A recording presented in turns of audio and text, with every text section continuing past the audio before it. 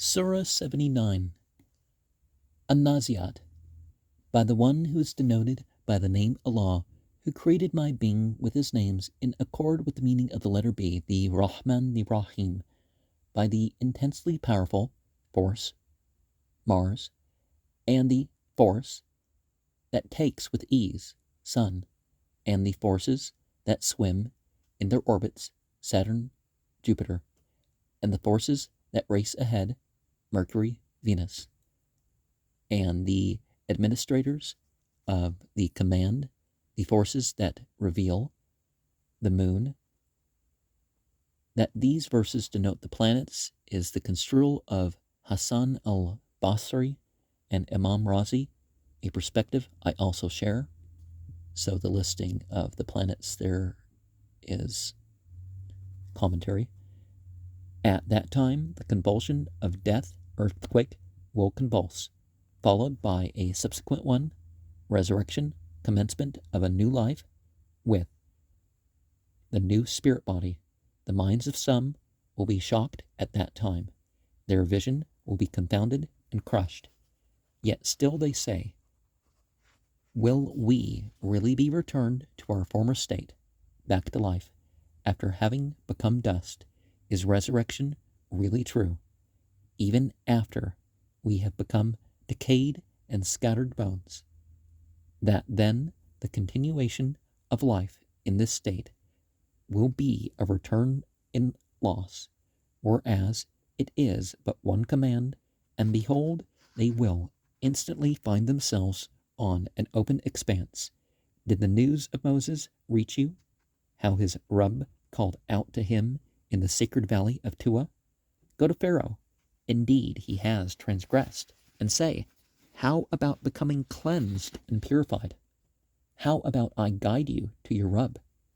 You will be in awe of his might. Then he showed him the great miracle. But Pharaoh denied and rebelled, then turned his back and ran. Then he gathered his people and called out, I am your Rabb, the most supreme. Pharaoh, who attained the ancient knowledge of the reality, chose to use this in favor of his bodily existence and bodily pursuits, rather than using it to observe the comprehensiveness of consciousness upon existence, and thus fell to the state of the inciting self. This is why, rather than conveying the knowledge of the reality to him and calling him to believe in the law, Moses warns him by calling him to believe in the Rabb of the worlds. In other words, he invites him to believe in the names which are manifest throughout and administer the entire existence, rather than experiencing his understanding of this unity through his corporeality. So Allah seized him with an exemplary suffering of the eternal life to come and what is before it, the world. Indeed, there is a lesson in this for those who are in awe.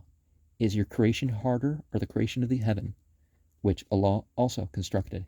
He raised its ceiling and proportioned it, formed it with the qualities to fulfill its function. He darkened its night and brightened its day. Then he spread the earth and furnished it, then extracted its water and its pasture. And the mountains he set them firmly as if anchored, so that you and your cattle, animals, may benefit from it. But when the overwhelming calamity, the experience of death, begins, man will remember at that time the results of his deeds, and hell will be openly exposed to those who see without the limitation of the eye. For he who transgressed without bounds and chose to live in pursuit of worldly pleasures, indeed the place, state of burning, will be his abode. But as for he who feared the position of his Rabb and protected himself from things whose results will be useless in the eternal life, indeed paradise will be his very abode. They ask you about that hour when it is its arrival, but who are you to have this knowledge? To your Rabb is its finality. You are only a warner to those who are in awe of it. The day they see it, it will be as though they had not remained in the world, except for a time of sunset or twilight. And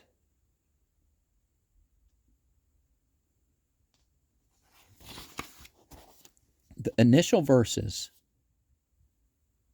Those 5 verses have been referred to stuff like black holes in their, and there's something about the red giants, I think it was, or something like that, somewhere else, or maybe, if you look into the details of the language here, because it by the intensely powerful, and that which takes with ease, and those that swim, and those that race ahead, and administrators of the command. And one thing that is not said is Islam does not support this idea of planets in retrograde, stars in retrograde. That just in that way of speaking. Now gravity pulls things, but you know what I mean. The planets, retrograde is only the perspective from Earth, because they don't go back. There are forces in the universe that will change the direction of things.